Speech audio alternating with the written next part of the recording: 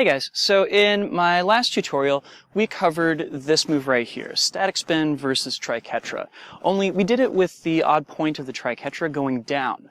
More commonly I perform this same move with the odd point pointing up, like this.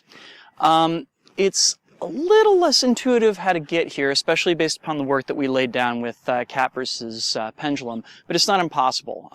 Basically, there's two big pieces that come together in order to make this work. The first one actually is that we're going to go back to pendulum versus cap. Namely, instead of having our pendulum on the bottom side, or rather our cap on the bottom side with the pendulum, we're going to switch it up so that our cap is actually on the top side. So we're doing our pedal straight up and then bringing the poi back across top side like this. The good news is that if you have this bottom side cap down, this is not such a huge leap. It's really just thinking that as you're going across, you're going to pop the poi up your center line and then sweep it back up and over your head, right? Popping it up, sweeping it up and over, popping it up, sweeping it up and over. This variation on cap versus pendulum is actually something that I picked up from Charlie Cushing a number of years ago, Wildfire, in which I was all like, that's a very funky way of doing that, but cool, right on. Wouldn't have thought to do that. Now, as we're performing this right here, technically speaking, we're already doing the correct number of downbeats and arrangement of pieces for our cap hand. It's very easy to switch this into a triquetra by, say, instead of sweeping back up and over when going from left to right, we're instead going to sweep down and around when we're on the bottom side. So as they meet together on the left-hand side here, I'm going to let my right hand poi come over my hand as I'm sweeping it back over to the right.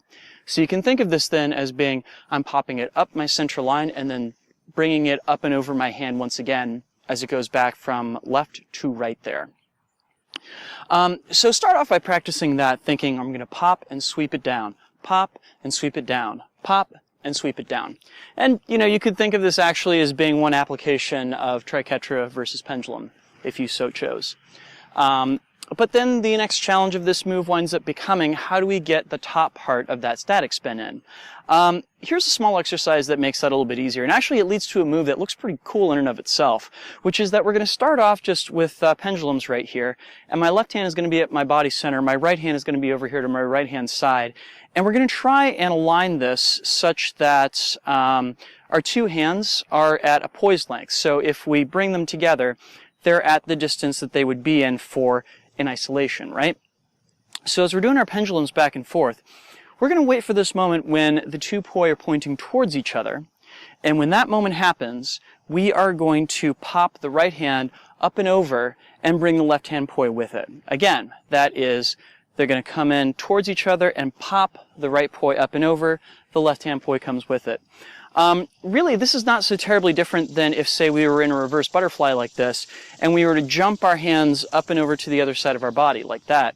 The main difference is that our left hand doesn't actually move this time around.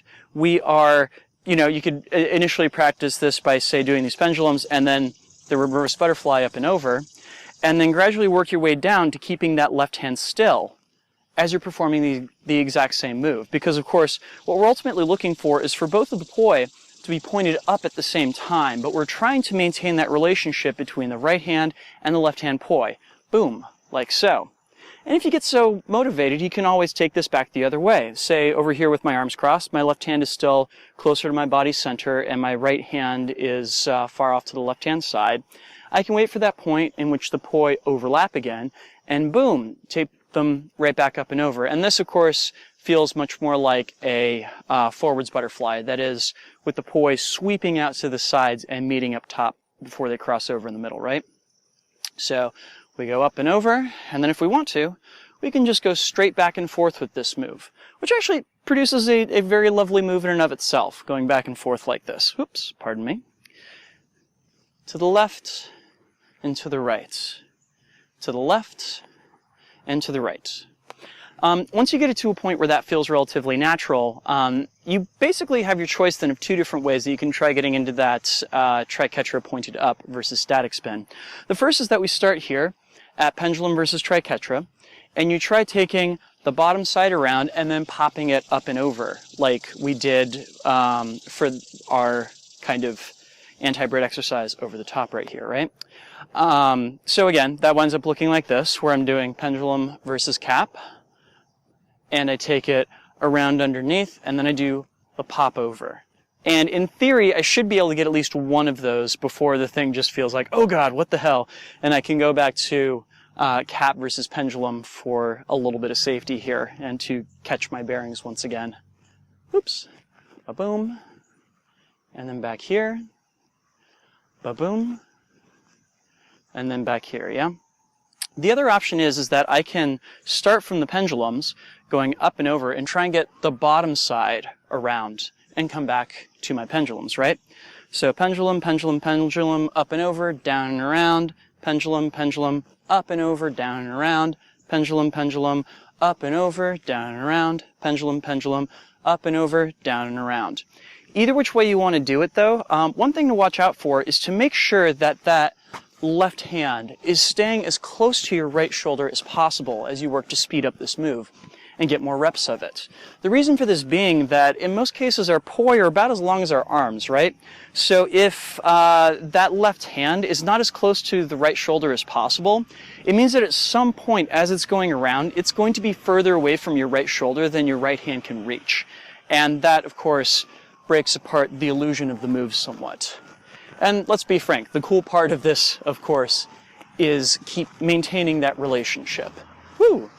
Which is admittedly incredibly hard to do at times. That's about as close as I can get the two of them together. But yeah. Anyhow, so thank you guys for going on this 2-week mission with me. And yeah, I will be back with you guys for some more, well, with some more tech next week. Thank you and peace. Hey gang, this video was sponsored by Harmonic Threads. They created this hoodie as well as the tops that I'll be wearing all month long in my videos. As a male fire dancer, it's really a challenge sometimes to find nifty looking clothes that are still fire safe. Harmonic Threads is filling in the gap with fire safe and stylish clothes for both men and women. You can visit their Etsy shop by clicking on the link in the description of this video and use the promo code DrexFactor to get 10% off of your order. Thank you so much to Harmonic Threads for helping me create these videos. If you or someone that you know has learned something from one of the videos that I've created, please consider going to patreon.com/DrexFactorPoi and signing up to be a supporter. There you'll get access to a lot of behind-the-scenes content as well as some great rewards, plus which you'll be helping me create educational flow arts content for people the world over.